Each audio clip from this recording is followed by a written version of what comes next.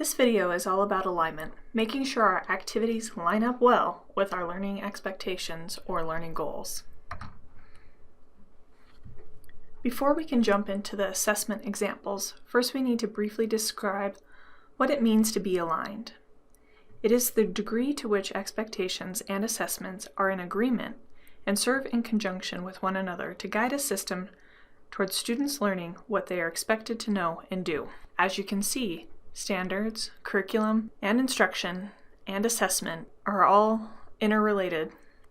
With that definition, there are also degrees with which something can be aligned. Therefore, on this 0 to 3 scale, ranging from 0, which is no alignment, so it does not do a good job at measuring the learning expectation, to 3, which is in an excellent alignment, meaning it fully measures the learning expectations of the standard. We'll gauge how well the assessment items are aligned to the standards.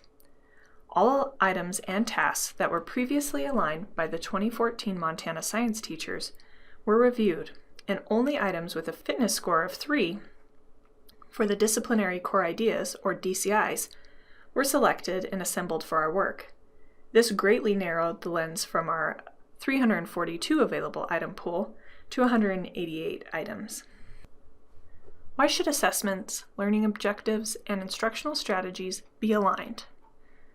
Assessments should reveal how well students have learned what we want them to learn, while instruction ensures that they have learned it. For this to occur, assessments, learning objectives, and instructional strategies need to be closely aligned so that they reinforce one another. To ensure that these 3 components of your course are aligned, ask yourself the following questions. Learning objectives. What do I want my students to know how to do when they leave this course?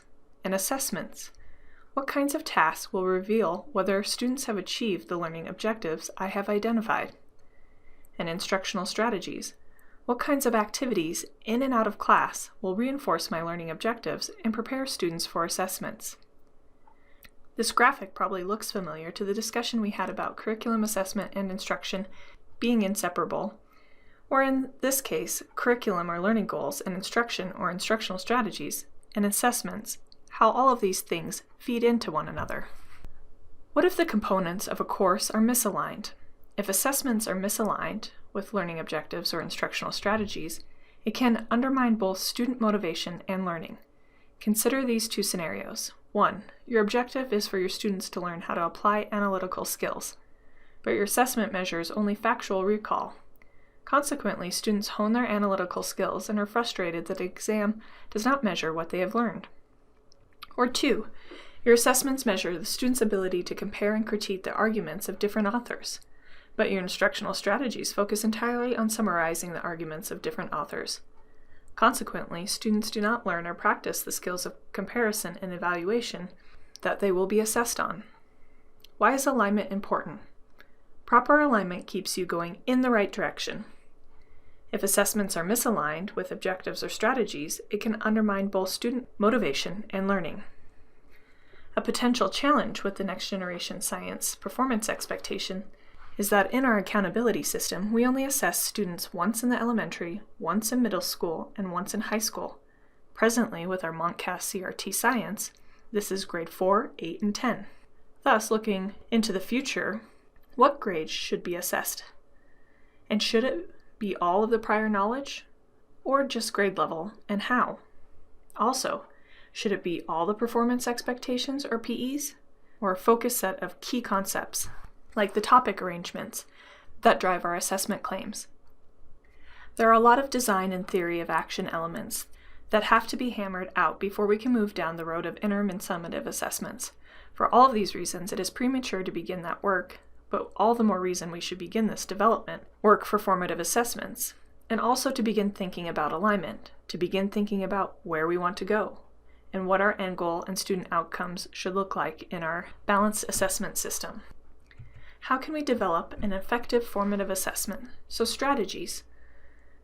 Remember that strategies help prepare students for summative and interim assessments by providing them with formative tasks and explaining the structure and purpose, and that instructional strategies can also design the quality of the formative assessment tasks and items, and define what performance looks like and feedback.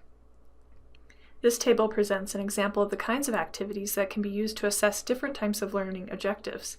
This table does not list all the possible examples of appropriate assessments, but you can use this to help make sure that these strategies align with your objectives and instructional strategies. Let's look at recall, recognize, and identify.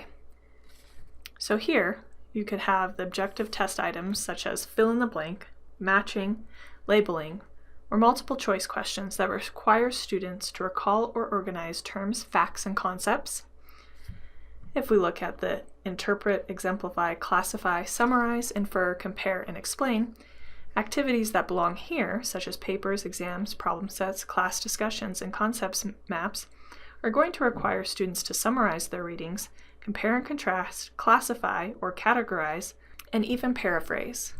And if we look at apply and execute and implement, activities can be problem sets, performances, labs, prototyping, or simulations, and require students to use procedures to solve or complete familiar or unfamiliar tasks and determine which procedures are most appropriate for a given task. To continue with examples of alignment and using Bloom's taxonomy, here are 3 other categories in increasing order. So if we look at the analyze, differentiate, organize, and attribute, activities that belong here, such as case studies, critiques, labs, papers, projects, debates, and also concept maps, again, are going to require students to discriminate or select relevant and irrelevant parts, and determine how elements function together. Is there bias? What are the underlying values? And any other underlying intent presented in material. The next, evaluate, check, critique, and assess. Activities that belong in this section could include journals, diaries, critiques, problem sets, product reviews, or studies, and they will require students to test, monitor, judge, or critique readings, performances, or products against established criteria or standards. And lastly, the final level, critique, generate, plan, produce, and design. Activities that belong here could include research projects, musical compositions, performances, essays, business plans, website designs, or set designs. And they're going to require students to build, design, or generate something new. So the rationale for alignment. Validity, reliability, and alignment determine the effectiveness of assessment. Validity refers to what the assessment is actually testing. Does this assessment actually measure the learning goal? There are many components of validity outside the scope of our work, and we could have an entire module on this, but to suffice it to say, does the assessment measure what it is supposed to measure? We can help ensure validity by being intentional in what we are trying to measure, being critical in the ways we assess, and being mindful of what constitutes evidence and whether or not our expectations are clear. And reliability. This refers to the consistency of the assessment. Does the assessment provide consistent results over time? To get at this aspect, we could review our assessments to look at the types of questions we ask and how we ask them. What do you notice about how questions are written? Is it accessible? Was it written in plain language? What kinds of skills do the questions focus on? What types of items are included? One factor of reliability that was used in the selection of our resources for POW science work was that not only were these items aligned using a consensus process, but the final DCI alignments went through an inter-rater reliability process, which is the degree to which different reviewers rate and agree on their decisions.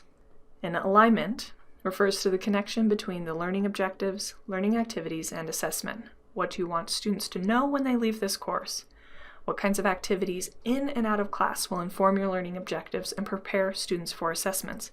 What kinds of tasks will reveal whether or not students have achieved the identified objectives?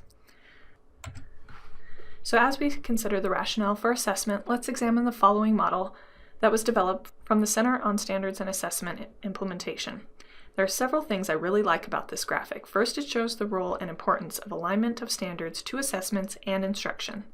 Next, it shows how all of these reliability and validity processes feed diverse learners. By this, I mean the center and the heart of all of this is students and their diverse learning needs. The next aspect I like about this graphic is it's a simplistic summary of how curriculum and instruction and assessments are aligned and inform each other to provide a valid and accurate measure of the standards for the basis of student learning. And coherence between standards and instruction provide opportunities for student learning. And to summarize this video, it defines alignment for assessments to the reader, which is alignment between standards and assessments determines which students take the assessments, how the data are used, and what valid inferences can be drawn from the data.